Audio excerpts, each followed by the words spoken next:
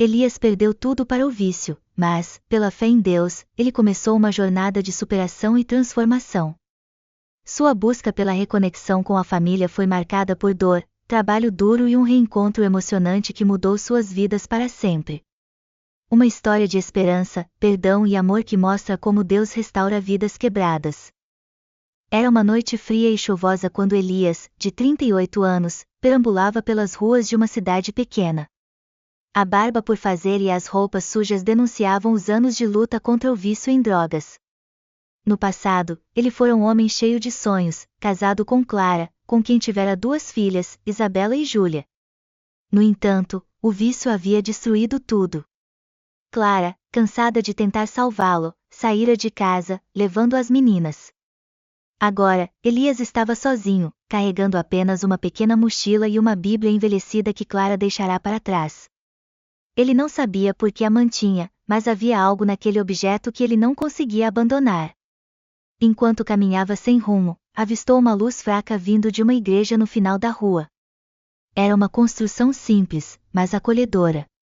Sem forças e molhado da chuva, Elias decidiu entrar. Lá dentro, um pequeno grupo de pessoas estava reunido, cantando suavemente hinos de louvor. Ele hesitou na porta, mas uma mulher idosa, chamada Dona Heloísa, percebeu sua presença. Entre, filho, disse ela com um sorriso gentil. Aqui sempre há um lugar para quem precisa. Elias entrou, tímido, e se sentou no fundo da igreja. O calor do lugar e as vozes acolhedoras começaram a suavizar seu coração endurecido. Durante a reunião, cada pessoa do grupo compartilhou brevemente suas histórias. Elias ouvia, mas não tinha coragem de falar. Quando chegou sua vez, ele apenas balançou a cabeça, sinalizando que não queria se pronunciar. Após o culto, Dona Heloísa se aproximou. Não precisa falar, meu filho. Só saiba que Deus te trouxe aqui por um motivo. Antes que ele pudesse responder, ela colocou um papel em suas mãos com o endereço de um centro de recuperação cristão. Este é o primeiro passo. Se você confiar, Deus fará o resto. Elias saiu daquela igreja com o papel no bolso e uma mistura de emoções. Pela primeira vez em anos, sentiu um vislumbre de esperança. Ainda assim, o caminho não seria fácil, e ele sabia disso. Elias chegou ao centro de recuperação cristão indicado por Dona Heloísa. O ambiente era simples, mas organizado. As paredes eram decoradas com versículos bíblicos e frases inspiradoras, mas o olhar de Elias permanecia vazio. Ele não tinha certeza se estava pronto para aquela jornada. O primeiro mês foi o mais difícil. O corpo de Elias lutava contra a abstinência, trazendo dores intensas, insônia e pesadelos.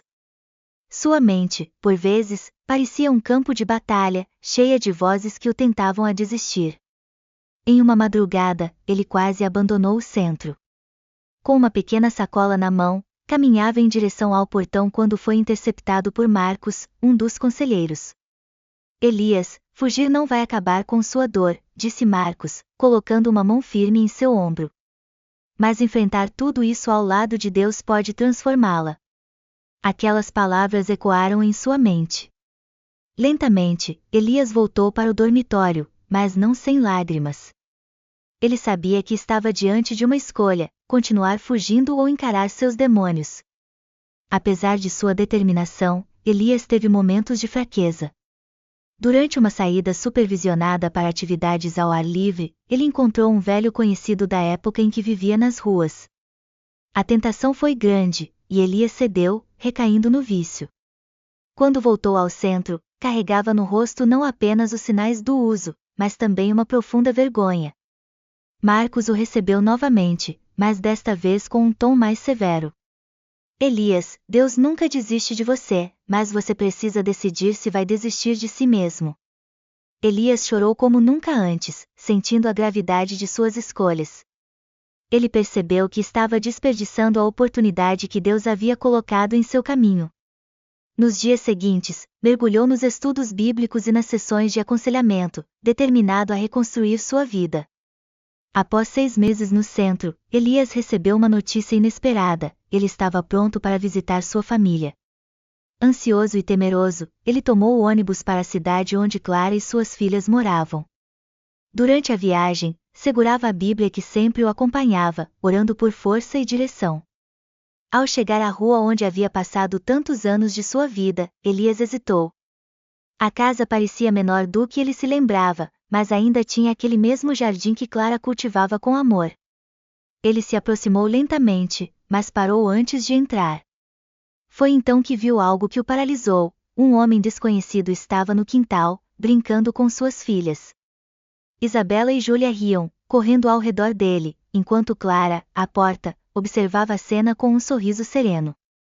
Era uma cena de harmonia que Elias nunca fora capaz de proporcionar. Ele sentiu o chão se abrir sob seus pés. Sem ser visto, Elias deu alguns passos para trás. As memórias de seus erros e de tudo o que havia perdido o atingiram como uma avalanche. Ele queria correr até elas, explicar que havia mudado, mas algo o impediu. Ali, naquele momento, ele percebeu que ainda não estava pronto. Elias saiu sem ser notado, mas carregando no coração uma nova promessa. Não permitiria que o passado o derrotasse novamente. Ele decidiu que, se quisesse reconquistar sua família, precisaria provar, não com palavras, mas com atitudes, que estava verdadeiramente transformado. De volta ao centro, Elias compartilhou o que havia visto com Marcos, que o ouviu atentamente. Deus não prometeu que seria fácil, Elias. Mas ele promete que sempre estará com você. Às vezes, o fogo que enfrentamos é o que purifica nossa alma. Elias decidiu permanecer mais tempo no centro, comprometendo-se ainda mais com sua recuperação e com sua caminhada de fé. Os dias no centro de recuperação passaram a ter um significado mais profundo para Elias. Ele encontrou em sua dor uma força inesperada para seguir em frente. A imagem de Clara e das meninas brincando com aquele homem desconhecido ainda assombrava sua mente, mas ele decidiu usá-la como combustível para sua transformação. Elias intensificou seu trabalho na marcenaria do centro, uma atividade terapêutica que ele antes encarava com desdém. Aos poucos, foi descobrindo uma habilidade surpreendente para criar móveis detalhados e resistentes. Seus colegas o admiravam, e os líderes do centro começaram a notar sua evolução. Elias, quando você trabalha, parece que coloca sua alma em cada peça, disse Marcos, enquanto analisava uma cadeira que Elias havia construído. Talvez seja porque quero provar que posso ser alguém melhor, respondeu ele, com os olhos ainda marcados pela sombra do passado. Certo dia, enquanto trabalhava na oficina, um visitante importante chegou ao centro. Era um empresário local que administrava uma loja de móveis e decoração renomada. Ele estava em busca de produtos exclusivos e personalizados para expandir sua linha. Ao observar o trabalho de Elias, o empresário ficou impressionado. Quem fez esta peça? Perguntou, apontando para um aparador cuidadosamente esculpido. Foi Elias, um de nossos internos, respondeu Marcos, orgulhoso. O empresário se aproximou de Elias e propôs um desafio. Queria que ele criasse uma coleção de móveis em troca de uma oportunidade de emprego em sua loja. Elias aceitou, mas a insegurança o consumiu durante semanas. Ele orou todas as noites, pedindo a Deus força para honrar aquela chance. Senhor, sei que já falhei tantas vezes, mas, se o Senhor me permitir, quero transformar minha vida, dizia ele, enquanto terminava os detalhes das peças. A coleção foi um sucesso. A loja recebeu elogios e pedidos crescentes, e Elias foi contratado. Pela primeira vez em anos, ele sentiu que sua vida estava começando a se alinhar. Agora, com um salário digno e respeito conquistado, Elias começou a juntar dinheiro. Seu maior sonho era oferecer um futuro melhor para suas filhas, mesmo que à distância. Embora prosperasse no trabalho, as noites de Elias continuavam inquietas. Ele não conseguia apagar da memória a cena daquela tarde fatídica. O sorriso de Clara e as risadas das meninas pareciam mais distantes a cada dia, como se pertencessem a uma vida que ele nunca mais teria. Ele tentava afogar a culpa e o medo nas orações, mas a dúvida permanecia: será que elas estariam melhor sem mim? Essa pergunta ecoava em sua mente sempre que ele via um pai brincando com os filhos na rua ou ouvia uma risada parecida com a de Isabela ou Júlia. Em uma de suas conversas com Marcos, Elias desabafou: "Estou fazendo tudo certo, mas não consigo apagar a sensação de que já perdi minha família para sempre." Elias, Deus não trabalha no nosso tempo, mas no tempo dele. Continue confiando e fazendo sua parte. Às vezes, o maior milagre não é a mudança ao nosso redor, mas dentro de nós. Com o tempo, Elias começou a ver o impacto de sua transformação em outras áreas de sua vida. Ele não apenas prosperava financeiramente, mas também inspirava outros no centro de recuperação, que viam nele um exemplo vivo de que Deus pode transformar qualquer situação. "Se eu consegui, vocês também conseguem", dizia ele aos novos internos, enquanto os ajudava na oficina. A vida de Elias estava em um momento surpreendente de prosperidade. Seu trabalho árduo e dedicação não apenas o haviam elevado profissionalmente, mas também espiritualmente. Seu patrão, agora também um grande amigo, fez uma proposta inesperada: torná-lo sócio na loja de móveis. "Você merece isso, Elias. Seu talento e comprometimento transformaram nossa loja. Quero que cresçamos juntos." Elias ficou emocionado, mas, mesmo diante de tanto sucesso, sentia que ainda havia uma pendência em sua vida, sua família. A saudade das filhas e de Clara era um peso constante em seu coração. Ele sabia que elas estavam bem sem ele, mas desejava pedir perdão e deixar claro que sempre as ajudaria, mesmo de longe.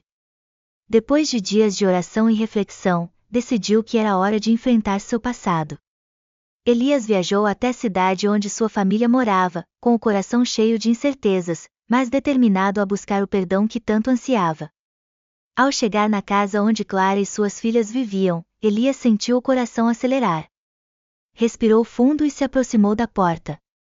Antes que pudesse bater, ouviu uma risada infantil. Era Isabela. Por um momento, ele quase recuou, pensando que talvez sua presença pudesse estragar a felicidade que claramente existia ali. De repente, a porta se abriu, e suas filhas o viram. Sem hesitar, Isabela e Júlia correram em sua direção, com lágrimas nos olhos. "Papai! Papai!" gritaram, enquanto o abraçavam com força. Elias caiu de joelhos, apertando-as contra si, chorando como nunca antes. "Eu senti tanta saudade de vocês, minhas meninas", disse ele, entre soluços. Clara apareceu na porta, visivelmente emocionada. Elias se levantou, ainda segurando as filhas, e olhou para ela. "Clara, eu só queria dizer. Eu entendi que você seguiu em frente, e isso está tudo bem. Eu só precisava pedir perdão e dizer que quero ajudar vocês, mesmo que de longe." Clara sorriu, mas antes que ele pudesse continuar, o interrompeu. "Elias, você não entendeu. Aquele homem que você viu comigo, ele é o padre da nossa paróquia. Ele tem me aconselhado e sempre dizia que Deus iria trazer você de volta." Elias a olhou, confuso e emocionado. "Eu não segui em frente, Elias. Eu esperei por você. Esperei porque sabia que Deus estava trabalhando na sua vida. E hoje eu vejo que ele nunca nos abandonou." As palavras de Clara atingiram Elias como um bálsamo. Ele caiu em prantos novamente, abraçando sua esposa e filhas. "Eu não mereço isso. Não mereço vocês." Clara segurou seu rosto, com lágrimas nos olhos. "Elias, o perdão é um presente de Deus, e é assim que queremos viver, como uma família restaurada pela fé e pelo amor." Naquele momento, Elias entendeu o verdadeiro poder da redenção e do perdão. Ele havia passado pelo fogo, e Deus o havia forjado como um homem novo. Sua família foi restaurada, e ele finalmente encontrou paz, vivendo para honrar o propósito que Deus tinha para ele. Às vezes, Deus nos deixa enfrentar o fogo para que sejamos purificados e moldados para algo maior. A dor pode ser o caminho para a transformação, e o perdão, o elo que nos une à graça divina.